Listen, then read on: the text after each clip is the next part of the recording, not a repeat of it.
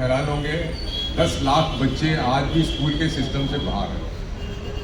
30% absenteeism रहता है दिल्ली के स्कूलों के अंदर और कॉर्पोरेशन के स्कूलों में एडमिटेडली, जिसके लिए कोई कदम नहीं उठाया जा रहा कि उन बच्चों को कैसे लाया जाए। स्कूलों के अंदर दिल्ली की सरकार ने इस तरीके के रूल रेगुलेशन बनाए हुए हैं जिससे कि वो बच्चों को एडमिशन देने के लिए आमतौर पे मना करते, कोई ना कोई बहाना लगा के हैं। कोर्टों में उनके खिलाफ लड़ाई हमको लड़नी पड़ती है और उससे बहुत सारे बच्चों को जो है दाखिले नहीं मिलते हैं। जैसे माइग्रेंट लेबर हमारे यहाँ दिल्ली में बहुत है और ये चलती रहती है, माइग्रेंट का मतलब ही चलना फिरना।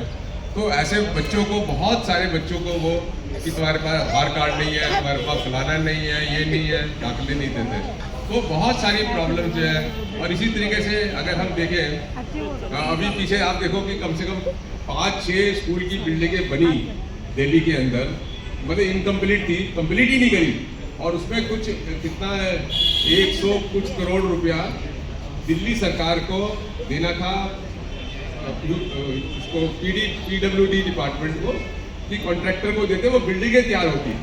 तो हमें कोर्ट में जाना पड़ा, कोर्ट में जाके फिर कोर्ट ने इनकी खिंचाई करी, काफ़ी डांट लगाई। तो अभी देखेंगे कल एक बिल्डिंग जो मुकंदपुर की बिल्डिंग का इनॉग्रेशन इन्होंने किया है, लेकिन कोर्ट की खिंचाई की वजह से वो तैयार हुई है। ऐसे ही आपने देखा कि पिछले साल, इसी साल के अंदर बच्चों को किताबें ही नहीं मिली थी, कॉपीज नहीं मिली थी, उसके ऊपर हाई कोर्ट ने बहुत डांट लगाई है।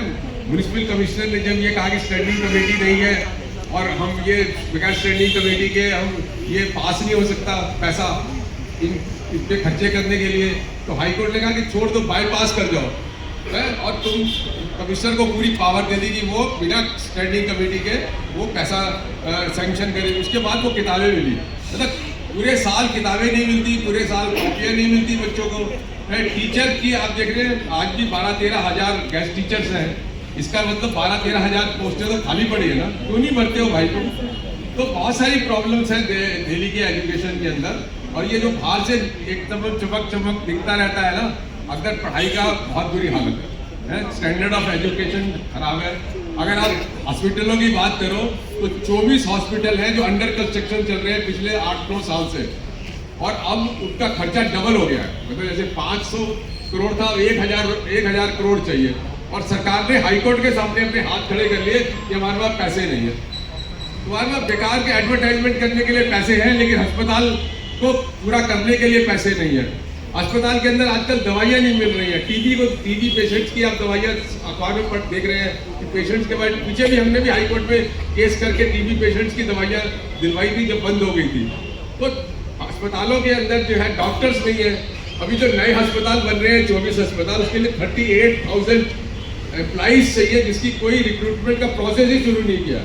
तो आज की तारीख में एडमिटेडली सरकार की तरफ से ये एडमिशन है हाईकोर्ट के अंदर कि अस्पतालों में काम नहीं हो रहा है। और जो दूसरी चीज़ें हैं उनमें जैसे आपका ड्रेनेज है, ड्रेनेज पे उन्होंने खुद लिखा है गवर्नमेंट ने कि ड्रेन काम नहीं कर रही है, पानी साफ नहीं मिल रहा है। आप ये समझ मेरे दिल्ली की ये प्रॉब्लम्स है लोगों को। सड़कें, कल हम कहाँ उसमें श्री राम कॉलोनी में थे तो खजूरी खास में, तो वो जो सड़कें थी जो पुलिस स्टेशन के साथ में है, वो सड़कें का नदी बनी हुई है, नाले बने हुए हैं उसके अंदर, वो सड़कें नहीं है ढंग की, और गलियां सारी ऐसी खराब है।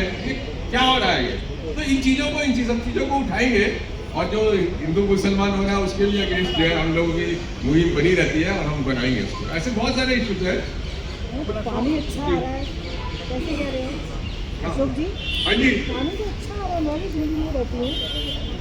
कहीं किसी इलाके में अच्छा आ रहा है, किसी में गड़बड़ है, किसी में।